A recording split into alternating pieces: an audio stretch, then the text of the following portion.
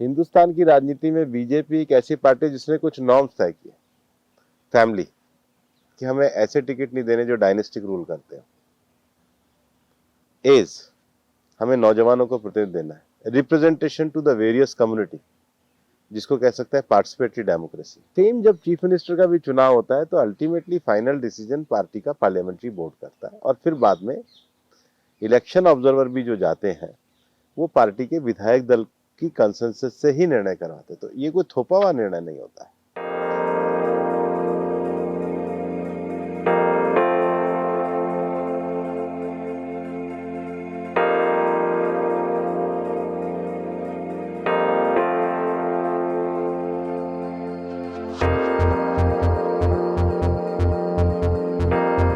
BJP में चाहे ticket देने का विषय हो और चाहे नेतृत्व का विषय हो, एक कंसल्टेशन का प्रोसेस है। इवन सडनली किसी के विम से टिकट नहीं दिया जाता है। पहले पार्टी का नीचे के लेवल पे चर्चा आती है, फिर वो स्टेट लेवल पे चर्चा आती है, फिर वो पार्टी की इलेक्शन कमेटी में आती है, तब किसी का टिकट अप्रूव होता है। किसी की पर्सनल चॉइस से कभी नहीं होता। एज ए पार्टी हिंदुस्तान की राजनीति में बीजेपी एक ऐसी पार्टी जिसने कुछ नॉर्म्स तय किए, फैमिली, कि हमें ऐसे टिकट नहीं देने जो डायनेस्टिक रूल करते हो।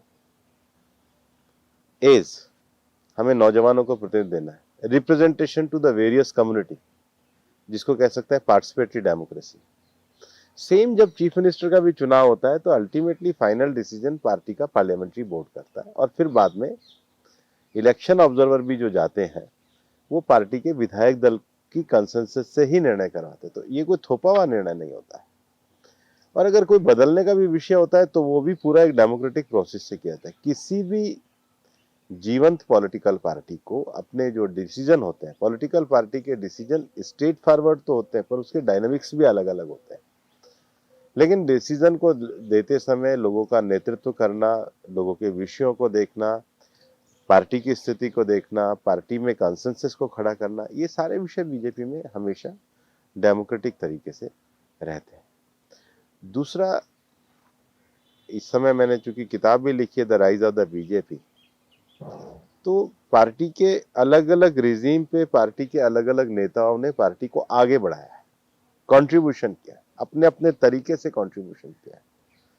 और इसलिए जब माननीय गृह मंत्री जी 2014 में पार्टी के राष्ट्रीय अध्यक्ष बने और माननीय प्रधानमंत्री जी का नेतृत्व रहा, तो एज ए पार्टी बीजेपी ने अपनी साइंटिफिक कार्य पद्धति को डेवलप किया। हर जिले में कार्यालय होना, ई लाइब्रेरी होना, राष्ट्रीय अध्यक्ष का प्रवास होना, नीचे दलित कार्यकर्ताओं के भोजन करना, बूथ पर जोर देना, डिजिटल मेंबरशिप करना, मेंबरशिप के बाद संपर्क करना, संपर्क के बाद प्रशिक्षण करना, इंटेलेक्चुअल क्लास को संपर्क करने के लिए संपर्क से समर्थन अभियान जैसे प्रोग्राम को चलाना, कमल के प्रोग्राम को चलाना, एग्रेसिव तरीके से चुनाव कैंपेन करना, दिन रात मेहनत करके चुनाव करना, कम्युनिकेशन के स्किल्स को आगे बढ़ाना, मीडिया को आगे बढ़ाना, वर्नाकुलर लैंग्वेज के मीडिया के साथ डायरेक्ट कांटेक्ट करना, और प्रधानमंत्री जी के द्वारा देश में ईमानदारी के साथ गरीब कल्याणकारी योजनाओं को लागू करना। तो गवर्नेंस और पार्टी के स्तर पर है। फिर जैसे परिस्थिति आती है, जब माननीय राष्ट्रीय अध्यक्ष जगत प्रकाश नड्डा जी अध्यक्ष बने तो हम लोगों ने देखा कि देश ने दुनिया ने एक कोविड जैसी महामारी को करा, सब कुछ ठप था।